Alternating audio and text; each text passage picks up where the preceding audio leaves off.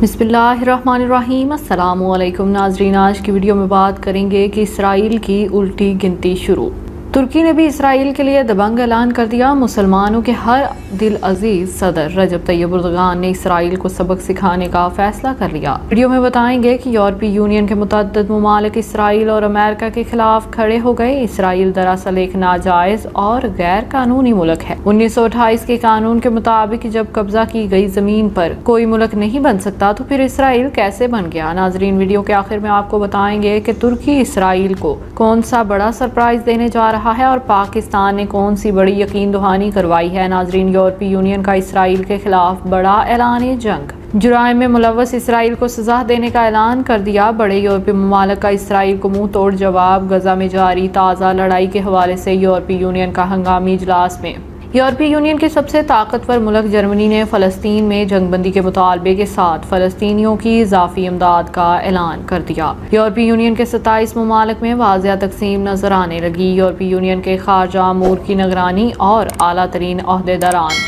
फ़लस्तीन Israel तनाज़े के लिए फौरी इक़दामात की हमायत हासिल करना चाहते हैं। नाजरीन, यूरोपीय यूनियन के खारजा अमूर के निगरान और आला तरीन ओहदेदारान फ़लस्तीन इसराइल तनाज़े के लिए फौरी इक़दामात की हमायत हासिल करना चाहते हैं, जबकि सफारतकारों ने मुतनब्बा किया है कि मशरिक़ वस्ता में यूरोपीय यूनियन के किरदार को मज़ीद मजबूत बनाने के किरदार को मज़ीद महदूद बना दिया जाएगा। इस इजलास से पहले एक वीडियो पैगाम में जर्मनी के वज़ीर ख़ारजा हाइको मास ने कहा कि हमारी पहली तरजीह तशद्दुद का खात्मा है। इनका मज़ीद कहना था कि आज गजा में बेहतर इमदाद की फराहमी के लिए भी हम बात करेंगे। जर्मन वज़ीर ख़ारजा ने गजा में आम शहरियों के लिए इंसानी हमदर्दी की बुनियाद पर 40 मिलियन यूरो जमा करने की अपील की है। यूरोपीय यूनियन इस्लाम इसराइल का सबसे बड़ा तजारती पार्टनर है, जबकि फ़लस्तीनियों को इमदाद फराहम करने वाला सबसे बड़ा डोनर भी है। यूरोपीय यूनियन ऐसे इक़दामात से गुरेज करता आया है जिसके तहत इसराइल पर मुमकिन पाबंदियां आयद हो सकें। मशरिक़ वस्ता तनाज़े में यूरोपीय यूनियन हमेशा बैक पर रहा, जबकि सियासी हल के लिए हमेशा अमेरिका को ही कायदाना किरदार दिया गया। नाजरीन, यूरोपीय सफारतकार इस पर भी तनकीद कर रहे हैं कि यूरोपीय यूनियन की तरफ से हंगामी वीडियो इजलास का इनकार भी ताख़ीर से हो रहा है। यहाँ तक कि इस हवाले से यूरोपीय यूनियन को भी मुश्किलात का सामना था। एक सीनियर सफारतकार का नाम जाहिर न करने की शर्त पर न्यूज़ एजेंसी रॉयटर्स ने गुफ्तगू करते हुए कहा कि इस तरह का कमज़ोर जवाब हौसला अफजा नहीं। इससे अंदाज़ा होता है कि यूरोपीय यूनियन के 27 ममालिक की हमदर्दियाँ मुनक़सम हैं। बैनुल-अक़वामी खबरसां इदारे की एक रिपोर्ट के मुताबिक यूरोपीय यूनियन के कम अज़ कम 8 ममालिक भी खुलकर फ़लस्तीनियों की हिमायत कर रहे हैं। इन ममालिक में बेल्जियम, आयरलैंड, माल्टा शामिल हैं। इन ममालिक का कहना है कि एक आज़ाद फ़लस्तीनी रियासत के क़याम के लिए यूरोपीय यूनियन को फ़लस्तीनियों की मज़ीद हमायत करनी चाहिए। ये ममालिक माजी में फ़लस्तीनियों के हक़ में बयानात देते आए हैं। जर्मनी यूरोपीय यूनियन का एक ताकतवर मुल्क है, लेकिन दूसरी आलमी जंग में यहूदियों को कत्लेआम और नाजी जुराइम की वजह से ये अभी तक खुद को कसूरवार समझता है और जुराइम का बोझ उठाते हुए यही वजह है कि जर्मनी ने कभी भी इसराइल मुखालिफ इक़दामात की अब हमायत नहीं की। नाज़रीन, फ्रांसीसी सदर मैक्रोन भी फ़लस्तीन की हिमायत करते नजर आते हैं। इन्होंने अपने एक बयान में कहा था कि वो मिस्र और उर्दू के साथ मिलकर काम करेंगे ताकि जंगबंदी के लिए अपनी तजावीज़ पेश कर सके, जो इसराइलियों और फ़लस्तीनियों के दरमियान मुज़ाकरात का रास्ता भी हमवार कर सके। नाज़रीन, सारी सूरत हाल ने यूरोपीय यूनियन की जहाँ चंद ममालिक इसराइल की हिमायत करते नजर आते हैं कि जबकि कई ममालिक फ़लस्तीन को एक आज़ाद रियासत तस्लीम करने के हक़ में हैं। अगर इसराइल की हिमायत करने वाले यूरोपीय ममालिक की बात की जाए तो यूरोपीय यूनियन के कई ममालिक इसराइली मुफादात की हिमायत जारी रखे हुए हैं। इन ममालिक में हंगरी, जमहूरिया चेक, ऑस्ट्रेलिया, यूनान, कब्रस, पोलैंड शामिल हैं। ऑस्ट्रेलिया ने तो इसराइल से इजहार यकजहती करते हुए जुम्मे को वियना में फेडरल चांसलर पर इसराइल का परचम भी लहराया।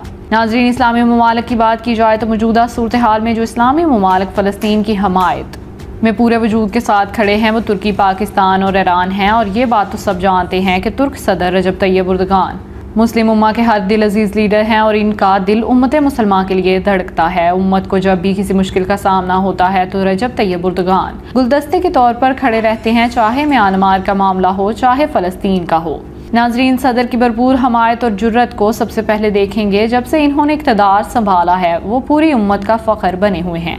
इन्होंने ऐसे कारनामे किए जिसने मौजूदा दौर में मुस्लिम उम्मा को सुरखरू कर दिया। इन्होंने पूरी दुनिया की तनकीद के बावजूद आया सोफिया को मस्जिद में तब्दील किया और बड़ी जुर्रत के साथ अपने फैसले पर डटे रहे। ناظرین، جب اسرائیل کے فلسطین پر ہونے والے مظالم کے خلاف ساری دنیا چپ سادھ کر بیٹھ گئی تو طیب اردگان وہ لیڈر تھے جنہوں نے فلسطین کے لیے سب سے پہلے آواز بلند کی۔ یہی نہیں، ترکی میں بھی مختلف مقامات پر احتجاج کیے جا رہے تھے جس میں یہ مطالبہ کیا جا رہا تھا کہ ترکی اپنی فوج جلد از جلد فلسطین میں بھیجے۔